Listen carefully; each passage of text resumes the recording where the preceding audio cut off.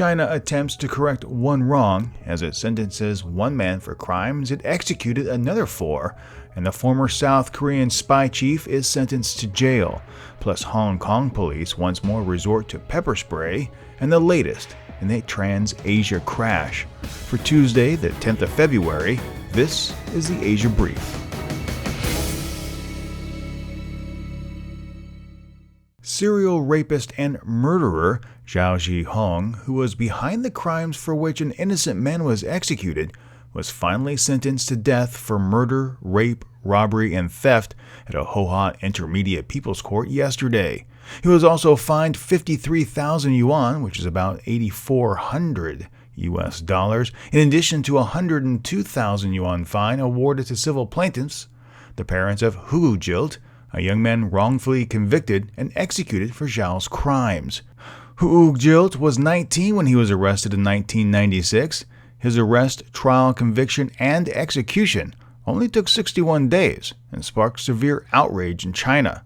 It triggered additional investigations, leading to Zhao being arrested in 2005. But it wasn't until 2014 when Chinese authorities retried the case and Hu Jilt was found innocent this past December. Hu Jilt's parents were awarded 2 million yuan in compensation, which amounts to about $320,000. Detectives working in the Hohhot Public Security Bureau admitted that at the time when Hu Jilt was executed, that their work performance was rated by an annual quota on how many cases they had solved. Detectives said they were eager to wind up a case, and the use of illegal punishment and inducement on suspects existed in case investigations. The Seoul High Court sentenced the former head of Korea's National Intelligence Service Agency to 3 years in jail Monday for meddling in the 2012 presidential election. According to Yonhap News, Won Se-hoon, who served as director of the NIS from 2009 to 2013, used the agency for, quote, activities against a particular opposition political party, end quote. He neglected the duty of political neutrality and meddled in the political decision-making process allowed to voters. President Park Geun-hye has denied she benefited from any of Won's activities. Hong Kong police fired pepper spray and arrested protesters demonstrating against visitors from mainland China. The protest took place inside a shopping mall this past Sunday. More than 100 people partook in the protests in the town of Tuen Mun, located in the New Territories, not far from one of the border crossings to mainland China. Local residents say they are becoming increasingly angry at the growing number of mainland Chinese traders who say they have disrupted their daily lives and clogged public transport.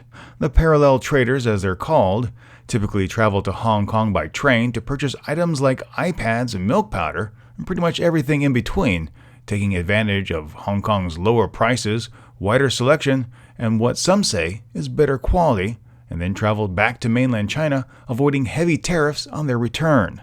The protest was peaceful until a group of activists broke off and headed into shopping malls against police warnings. Pepper spray was then used against the protesters inside one mall. An unconfirmed report by broadcaster RTHK said about 10 people had been arrested following the rowdy demonstrations, in which protesters shouted at police and mainland visitors, forcing some shops in the mall to close early. It was the first time police had used pepper spray since the umbrella movement in Hong Kong late last year. Thus far, 39 bodies have been recovered in waters near the TransAsia crash site in Taiwan. 4 bodies remain unaccounted for. Lin Wan-fa, Deputy Director General of the Taipei City Government, who is the on-site commander in the search for the crash, said, "We will not give up any opportunity." The rescue efforts so far have included 530 firefighters and rescue workers and 131 divers. According to an airline spokesman, TransAsia will pay about $38,000 per victim to cover funeral costs.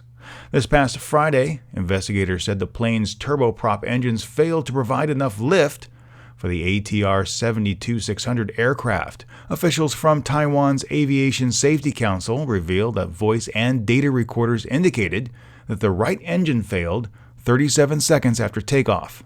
Then one of the pilots shut down the left engine, likely by mistake, and then tried a restart, but the plane crashed before the pilots could restart the engine. A recording of air traffic controllers indicated that the pilot's last words before the plane went down were "Mayday, Mayday, engine flameout." TransAsia's ATR-72 fleet unfortunately do have a spotty safety record when it comes to their engines. 5 engine failures have been reported in the past 5 years, and 3 of the incidents were linked to manufacturing quality issues, and the other 2 were determined to be the fault of TransAsia's lapses in aircraft maintenance and repair procedures. Of the 3 problems linked to manufacturing quality issues, 2 were found on the ATR-72-600 that crashed, even though according to the United Daily News, the aircraft had its engines replaced not once, but twice. As a result, Taiwan's Civil Aeronautics Administration has begun to evaluate the competency of TransAsia Airway pilots operating the ATR craft. Currently, there are 71 pilots, and they will be given a 2-part test. Part 1 covers basic knowledge, like how to deal with engine failure on the twin-engine aircraft. It will be conducted orally and is expected to conclude today. Those who do not pass the oral exam will be suspended immediately. Pilots who do pass Part 1 will then be sent overseas to be tested in flight simulators by third-party inspectors. Those who also fail will also be suspended. Keep up with news from the region by following Asian News Weekly on Facebook and Twitter. You can also send an email to the show with your comments, questions, and feedback. Just drop a line to podcast@asiannewsweekly.net. Subscribe to this and other podcasts at asiannewsweekly.net or in your favorite podcast application like iTunes or Stitcher. Subscribing is free, and when you do, the next episode is delivered automatically to you. If you enjoyed today's podcast, please share it with your friends. Thank you very much for listening today. For the Asia Brief, I'm Steve Miller.